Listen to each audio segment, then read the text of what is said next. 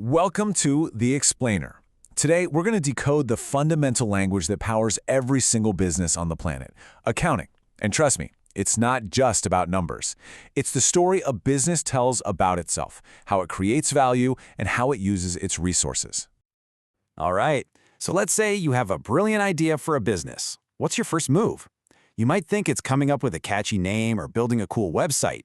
But nope. One of the very first and most crucial decisions you're going to make is all about its legal and financial structure. This choice, right here, sets the stage for pretty much everything that follows. You've basically got three main blueprints to choose from. First, a sole proprietorship. Super simple, it's just you. The downside, if the business goes into debt, they can come after your personal assets. Your car, your house, it's all on the line. Then there's a partnership. Great for bringing in more people and more cash, but you're also on the hook for your partner's decisions. And finally, you can form a company. This creates a whole separate legal entity, which is awesome for protecting your personal stuff, but it definitely comes with more rules and a lot more paperwork. Okay, so once you've picked your structure, the business officially exists. It comes to life, and its engine starts running on a constant flow of transactions. Every single sale, every purchase, every paycheck, it's all a pulse of activity, keeping the whole thing moving.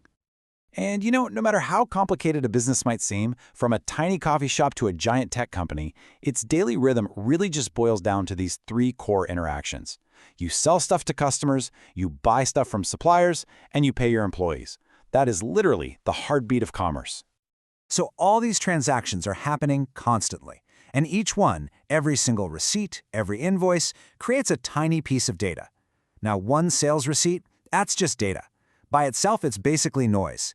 The real magic, the whole point, is turning thousands of those little data points into useful information. Information is what tells you your total sales for the month or which of your products is actually making you money. And that is exactly what accounting is for. It's the system that acts as the business's central dashboard. It takes all that raw, chaotic data and translates it into clear signals you can actually use to steer the ship. You can kind of think of this whole information flow like a factory. The raw materials, the input, that's all the data from every transaction. The system then processes it. It records, classifies, and summarizes everything. And what comes out at the end? The output. Clean, easy-to-read reports that tell the real story of the business. So, what do these critical readouts on our financial dashboard actually show us? What are the vital signs? Well, it really all boils down to three key questions. And the first, and maybe the most obvious one, is this. Is the business actually making any money? Is it profitable? The report that answers that question is called the income statement. The best way to think about it is like the final score of a game.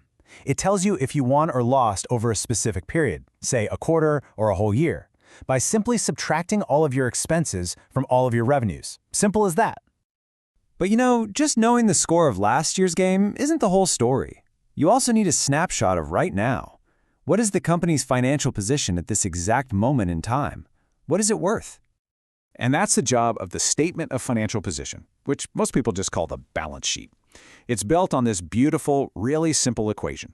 It tells us that everything a business owns, its assets, had to come from somewhere. It was either funded by borrowing money, which is what it owes to others, the liabilities, or it was funded by the owners themselves, and that's the equity. It has to balance, always, because there's no such thing as magic money. Okay, now here is where it gets really interesting. A business can look amazing on paper. It's profitable, the balance sheet looks strong, and it can still go completely bankrupt. How is that possible? Well, it brings us to the ultimate reality check for any business: cash. The statement of cash flows is that reality check. It totally ignores profit on paper and just tracks the actual real cash moving in and out of the bank account. This report shows you a company's liquidity, its ability to pay its bills right now. Because at the end of the day, you can't pay your rent or your employees with profit. You pay them with cash. So, we have these incredibly powerful reports, but who's actually reading them? Well, the audience falls into two main groups. First, you have internal users. This is the management team, the people inside the company using this info to make day-to-day decisions. Then you have external users. We're talking investors, banks, the government, all looking in from the outside, trying to decide if this is a business they want to be involved with. But here's the thing. Behind the scenes, there's this fundamental tension in how you even design an accounting system in the first place. It really all comes down to that classic saying, there is no free lunch. And this right here is the core dilemma. Do you build your accounting system for decision-making, or do you build it for control? See, a system that's great for making smart, forward-looking decisions needs to be flexible. But a system built for control, to accurately measure what happened in the past and prevent mistakes, needs to be super rigid. If you optimize for one, you often make the other one weaker. It's a constant balancing act for every single organization out there. So when you really zoom out, you can see that accounting is so much more than just bookkeeping or crunching numbers in a spreadsheet.